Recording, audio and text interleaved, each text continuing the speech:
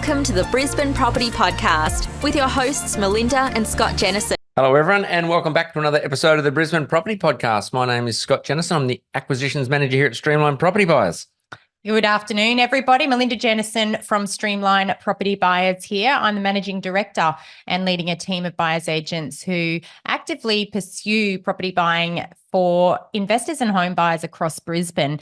Now, today's episode is a little bit special because it has become apparent that there's been some listeners that have been sending in questions. Now, I will apologise that we haven't really done a Q&A a podcast for quite some time because there's been a lot of other topics that we have been covering. But today we've decided to pull together some of the questions that have come through from various listeners over the past several months. Now, some of them I know they're no longer going to be relevant to those that have posed the questions. And for that reason, we do apologise to those listeners that have sent the questions through. But we did feel like some of the answers and the questions themselves will be relevant to many others. And that's the reason why we've decided to readdress some of these questions, even though they may have been sent a couple of months ago. And another reason to do a Q&A as well, I had a phone call actually earlier today to a listener. Shout out to Mitch.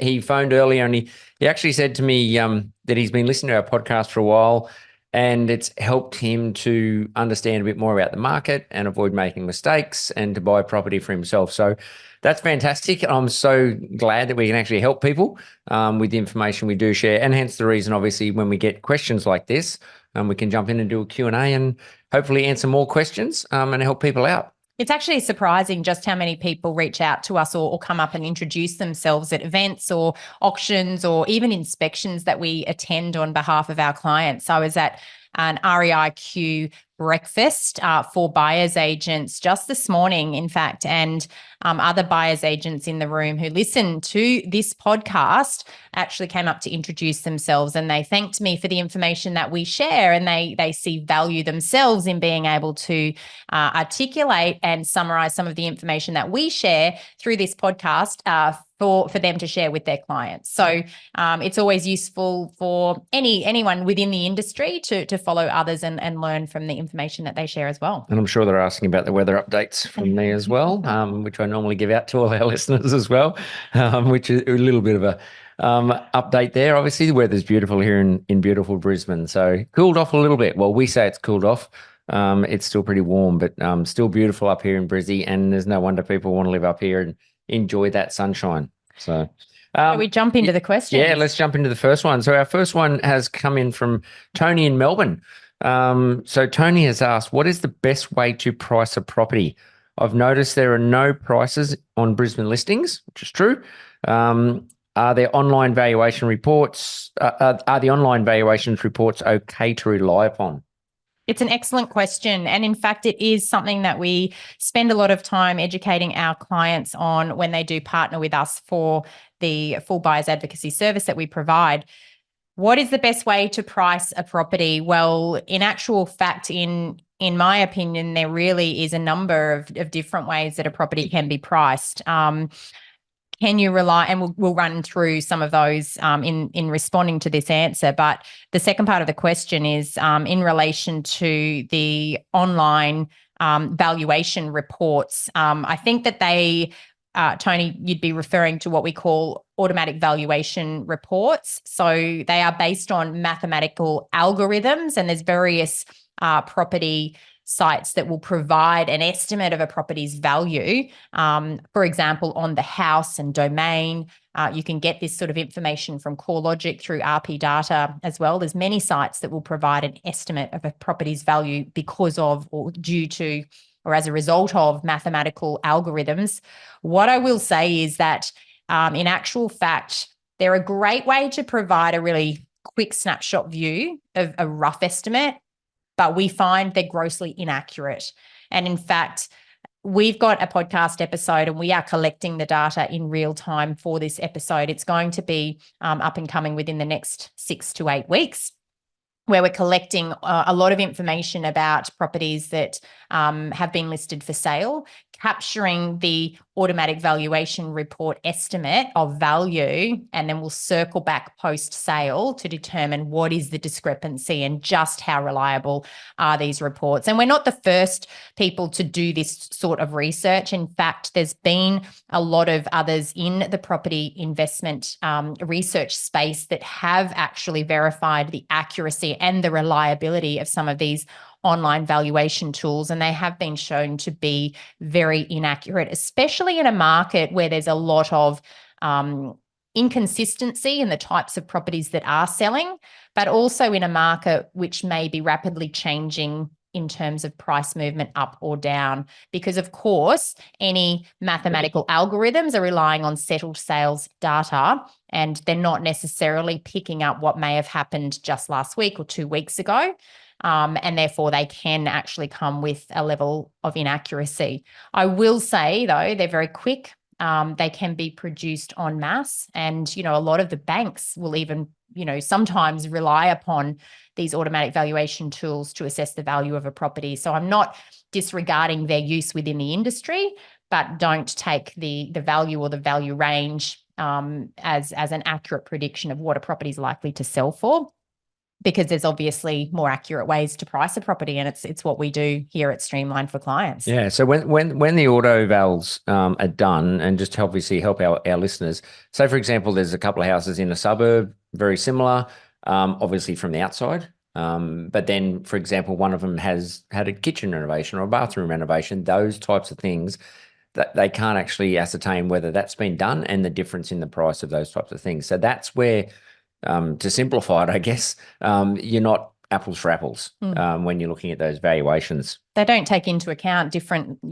quality levels of properties, because it's based on maths and algorithms, and no algorithm can determine whether, property number 50 in street ABC has been fully renovated, whereas property number 52 may be completely unrenovated. So this is where there can be some discrepancy in the numbers that they actually produce. So the best way to price a property, there's a couple of different ways. One is to look at the most recent comparable sales in a market that you're looking to purchase into. So, we break that down into assessing the land value for the asset that you're looking to buy, and then the house value for the asset that you're looking to buy. Because when you purchase property, there's always going to be a land component and a property component as a whole. And sometimes if you're looking at a bigger block of land with a smaller house versus a smaller block of land with a smaller house, of course, that property with the larger block of land is going to cost you more. So you can quantify that additional value based on the land value itself. I would also say that you need to consider the size of the property as well as the quality of the property. And then there's more subjective things such as the layout of the home, the orientation, that can be an indication of the subjective assessment of value. So all of these things need to be taken into account when you are determining, what is a property worth. Another way to assess value is replacement value. So you can look at what vacant land in the area might be transacting for at a retail value. And then you can assess what is the replacement cost. That is, what is the cost to rebuild the property on this site based on its land value and construction costs. So it gives you a couple of different ways to consider property valuation. And I hope that's been useful in answering your question. And sorry, just on that, obviously when we do in-house, when we do our CMAs, so our comparative market analysis, we'll take into account obviously the sales. And as Melinda touched on, don't forget that those registered sales are 30, 60, 90 days old. So you've got to understand, as we do our market updates here on our podcast, where we talk about how the market's moved month on month, you take into account what the market is doing. Obviously, our team are out and about during the weekends. We're seeing what properties are selling for, so we get an understanding of what they're actually selling for on those weekends. We're not waiting a month to understand what it's actually sold for. We know what it's happening week in, week out, so we can keep that all up to date, so we can understand where the market sits at the time. The other thing that Tony mentioned there about, and just touch on quickly, is the prices not being advertised. We get this a lot, especially from people down south looking to buy up here in Brizzy, how there's no prices advertised, especially if it's going to auction. It's actually illegal. They can't advertise a price up here in Queensland on an auction campaign. No price guides are able to be given. And I know that's quite different to the price guides that are given in other states. And regardless of the fact of whether they're accurate price guides or not, here in Queensland, there's just no price guide. So, as a buyer, if you're walking through a property and you actually know that property is going to be sold by auction and you ask the agent, can you provide a price guide? The answer generally will be, look, no, it's an auction campaign. And some agents will provide a list of recent comparable sales. But again, be aware that that list might not be a fully comprehensive list of every property that's sold recently in the area. They might have been handpicked to show a particular value or a particular price point. So again, it's really important that as a buyer, you are doing your own due diligence to understand what has transacted recently. And the best way to do that is to immerse yourself in the market and attend local auctions, attend inspections, understand what properties are transacting for. And that's going to give you a really good understanding of the market that you are looking to purchase in. So our next question, and we'll jump on the back, obviously, your last part you were talking about there was talking about auctions. And this actually leads into Liz from Holland Park here in Brisbane has asked the question, why should I pay a buyer's agent to bid on my behalf at an auction when the selling agent will do this for free? I love this question. Thank you, Liz. I'm glad you've actually brought this question to our attention, because it is something that we often see when we are attending auctions. That is, we see sales agents generally on the phone to a buyer and they are representing that buyer. But the selling agent that is on the phone to the buyer is part of the agency that's selling the home. So typically when you're on the phone with someone during an auction, you have no visibility over what's actually happening in that auction environment. So you are relying on the information that you're being told. And I'm not suggesting that any of that information is being filtered. I'm simply suggesting that a sales agent and their team, their extended team, will always be working on behalf of the seller. And their objective is always to extract the highest possible price from the buyers that are bidding at that auction.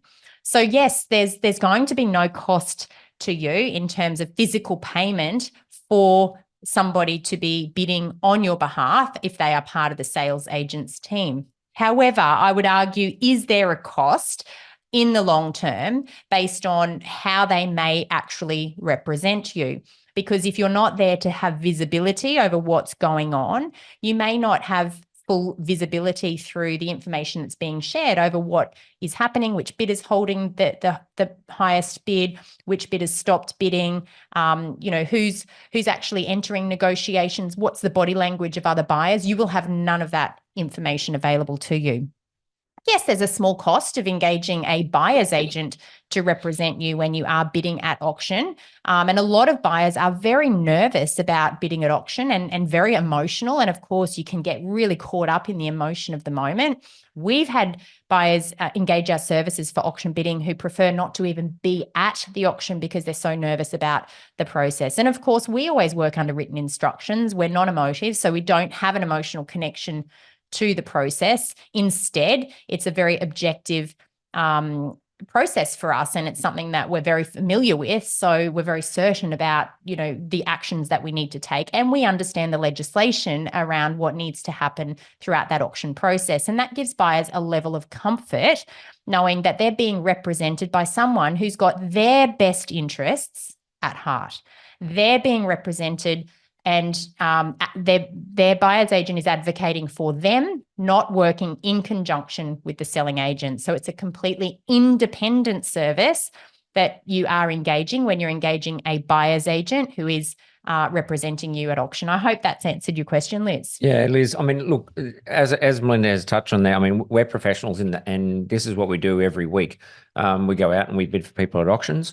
And that's obviously our job. It's as Melinda said, it's non-emotional. I think the biggest thing there, in a nutshell, is the selling agent will get paid the more that they actually sell the property for. Mm-hmm. So the higher the price, the more they actually get in their commission side of things. Whereas for us, we're getting paid to do a job, and for us, our job is to get it at the best price we possibly can, and to get that client that property at the best price as we can, because just you pay more, it doesn't mean you get paid more. It's, that's our job to do that. So, and in fact, I will actually extend upon what you've just said there, Scott, because there may be some buyer's agents that charge more if they are successful at auction. That's not our team. We charge a fixed rate regardless of whether we are successful or not. It's a fixed flat fee to represent a client at auction. And there's obviously other service levels that can include pricing a property and full due diligence on a property for a single service only, for a single property, without having to, engage a buyer's agent for the full search. So that's sort of an entry-level offering for a buyer's agent. Most buyer's agents will offer an auction bidding only service. But just keep in mind, if there's incentive for the buyer's agent to get paid more if they're successful at the auction, perhaps ask the question as to why that is and how they're going to work to ensure that they're still actually going to obtain the best possible price for you throughout that process. Because, any buyer's agent should be independent and acting to advocate for the buyer's interest. So our next question comes from Sharon in Glenelg in Adelaide. I think Glenelg's down near the water, I believe. I'm not all over Adelaide, but good to know we've got Adelaide listeners on the podcast. I think it's down near the water in Adelaide. I think it's a very lovely little area. Sharon has asked, I'm hearing that a lot of buyer's agents can source off-market properties. We've heard from a buyer's agent we've spoken to that buying off-market will get us a better price, and also it means we could avoid auctions. I'm interested to know your thoughts on this. Wow. This is a really interesting topic. So especially the comment that, buyer's agents are saying that buying off market will get people a better price. That's an interesting one. So when we're speaking to property buyers that inquire about our services, of course, a buyer's agent's job is to source properties regardless of whether they're on market, whether they're pre-market, or whether they sit in that off-market space. And perhaps it's a good idea to define those three things. On market means it's been publicly listed on realestate.com or domain, and it's available to all buyers to view, and obviously open homes are most likely offered. Pre-market means there's going to be a sales agent that has been engaged by a seller to sell the property, but the property is still being prepared to be listed online or on those major real estate portals. So there's a commitment from the seller to sell, and they're working with the agent to prepare the property. Perhaps they're doing minor repairs, they're potentially organising some hire furniture to come into the home to present it for sale. That's the pre-market space. And then off-market can mean there's absolutely no sales agent involved, or that the sales agent doesn't really have an appointment form as such. But if the seller gets the price that they're comfortable with, then the sales agent can bring the transaction together, or in fact, a buyer's agent can deal directly with the seller to make that transaction happen. So it's interesting that there's a promise of a better price to buy off market, because actually in our experience, and this is something we always will share because we're ethical and we want to provide honest information to people, is that to buy off market, sometimes that requires you to pay a premium. There's two parties involved in a property transaction. You have the party that's buying the property that obviously wants the best possible price and will pay the lowest possible price, but you've actually also got a seller. And a seller's not silly. Sellers know that they're not going to sell for a discount. And in fact, any seller in the current market generally knows that if they're going to list their property for sale, especially here in Brisbane, they're going to have a volume of buyers lining up to consider that opportunity. So the seller wants to know that if they are going to sell off market, or even pre-market in that case, they're going to get a better price than what they think they're likely to get if they list online. So I absolutely don't agree that you get a better price off market. There's going to be some unique circumstances where there might be motivation to sell quietly. That might be a divorce, or it might be a family breakdown. It might be that, a seller doesn't want nosy neighbours knowing that they're actually transacting. And in some instances, there could be opportunity for a better price. But I would argue that there's fewer of those properties transacting off market from the motivated sellers compared to those properties transacting off market where buyers have paid a premium, and they've paid that premium for the privilege to eliminate the competition. And I think that, it's so important for buyers to understand that, yes, you can buy properties off market, but it absolutely does not mean that you're going to buy them for a discount. And you need to weigh up the pros and cons of stretching to have the security of no competition or not. Yeah, that's an interesting one, Sharon, when you asked that. We do talk about this a lot and get asked a lot. And some people, you hear some people promising that they get 75% of their properties off market, things like that. Does that mean they're paying overs 75% of the time for their clients? I guess my question on that would be why? Why are you getting so many off market? Do you pay, how much more do you pay? Because when you look at an auction, and in your question you asked, would mean avoiding an auction. I mean, an auction is an honest price. You know what that next person is actually going to spend and prepared to spend to buy that property. And if you buy it for $1,000 more, you bought it literally for $1,000 more. My other question, I guess, would be to, for Sharon, for example, if you own your own property, and I turned around and said, would you sell it off market? Would you sell it off market? And would you sell it cheaply? Or would you sell it cheap? Or would you say, no, I want everyone else to have a crack at it and see if they could buy it? So yes, as Melinda said, there are circumstances why people do this. And as buyers agents, yes, we do buy off market. But there has to be the motivation. There has to be a reason that is actually happening, and understand that not just because it's off market, you buy it and you don't know what the other person was going to spend, and you might have actually overspent buying it off market. So it's knowing the market, it's knowing the circumstances, the reasons and things like that. I don't think, people looking to buy property shouldn't make their sole decision just because someone says that they can buy them properties off market. Absolutely I don't think not. that's a really good decision when you're looking to spend a lot of money on an investment, whether it's your own house or whether it's an investment property. Don't make that sole decision just because someone says they can buy properties off market. A lot of what we see off market actually is not of the quality that we would typically be recommending for our clients. Anyway, there are some good properties, as we keep saying. It's not a blanket approach, but sometimes the promise of off market is not always what it's made out to be. And you should be considering all properties, whether they're off market, pre-market, or on market, if they are a match for what you're looking for, regardless of how they're being advertised for sale or whether they're not being advertised for sale, they should be considered. So I wouldn't be purely looking for off market only, because you're going to be missing a big segment of the market, especially those where sellers will not sell off market because they're motivated to see what the market is prepared to pay for their property. And obviously, that's going to be guided by the sales agent that's representing them as well. Yep. The next one is a local question, actually, from Wavell Heights here in Brisbane. Philip has asked a question. I'm pre-approved and ready to buy an investment property. I've heard it's best to buy a house rather than a unit or a townhouse. Is this true? And can you explain why? What a ripper question, Philip. Thank you for sending this in. And again, I apologise because Philip's probably now already purchased and we hadn't previously had an opportunity to address his question on the podcast. However, Philip, if you're still an avid listener, then if you're still in the market, hopefully this will provide an answer for you. And if you've gone ahead and purchased, hopefully it will provide you with some information for next time. But I was going to say Philip might want to buy again. Maybe.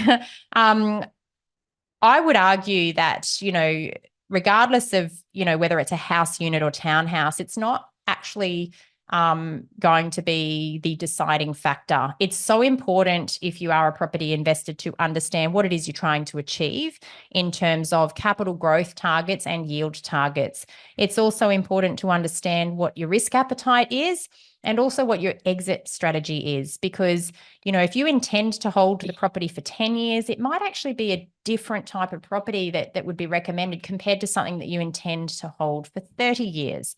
And I think this is where getting advice from a qualified property investment advisor who holds the accreditation certified through the Property Investment Professionals of Australia, or PIPA, you're going to get more tailored advice based on your personal circumstances.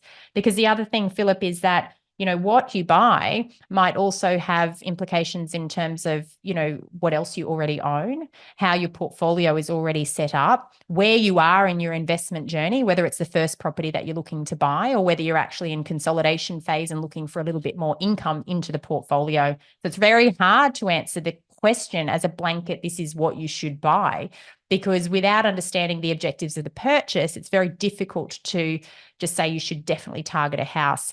Because when we look at the performance of houses and units, or houses and townhouses, or units and townhouses, they'll all have different pros and cons depending on what an investor's profile actually is.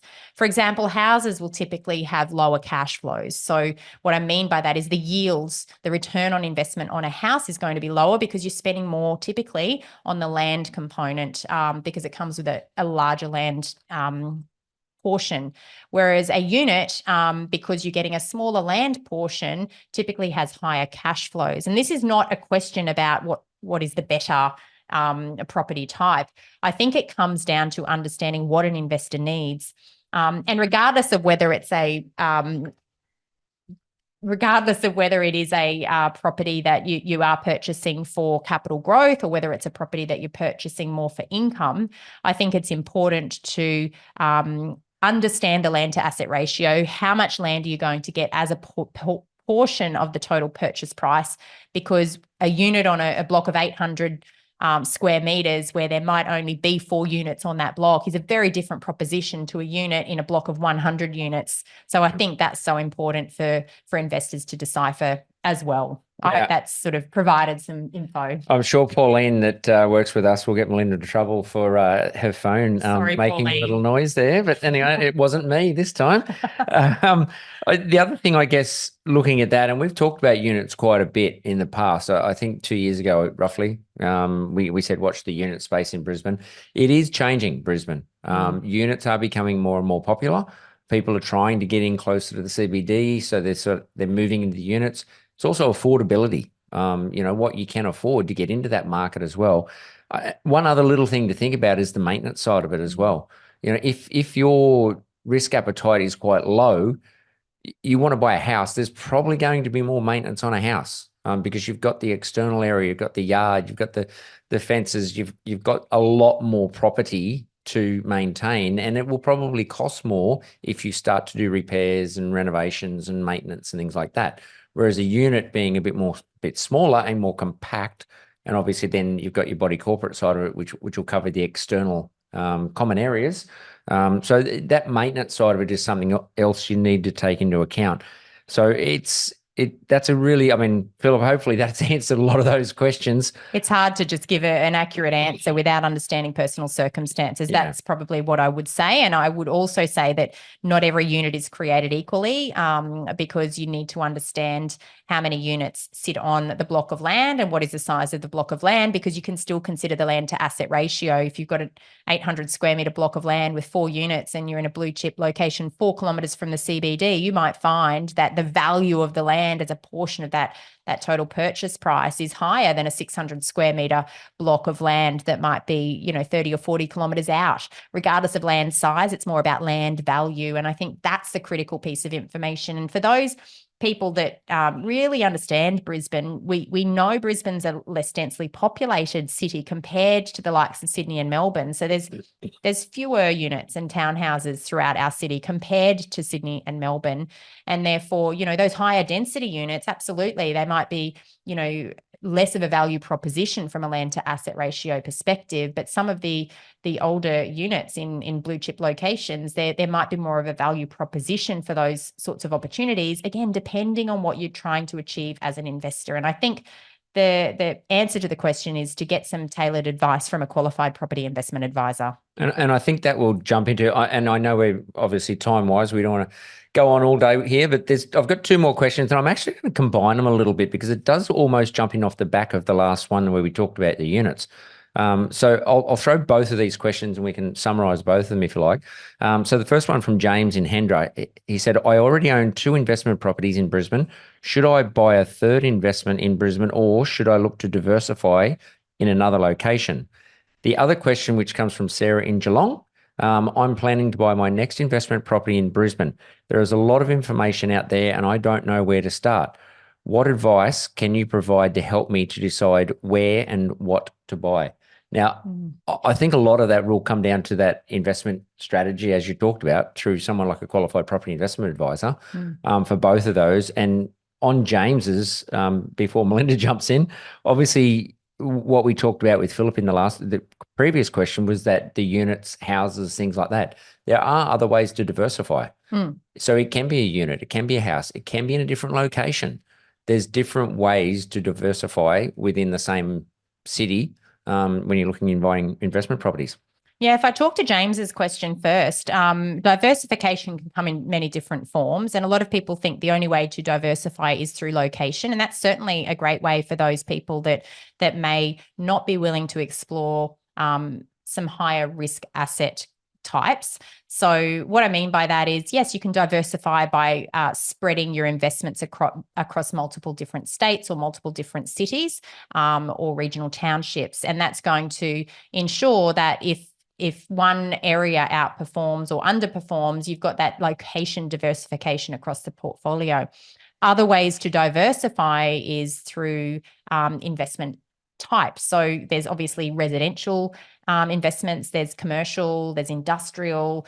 So there's different asset types, and different asset types may be cycling at different rates, even within the same capital city or regional market. So I think that buyers need to understand, depending on where they are in their portfolio build, whether they're in the accumulation phase or the consolidation phase, the type of asset to add into their portfolio may vary depending on what they're trying to achieve at a particular point in time. And also it may vary depending on their risk appetite.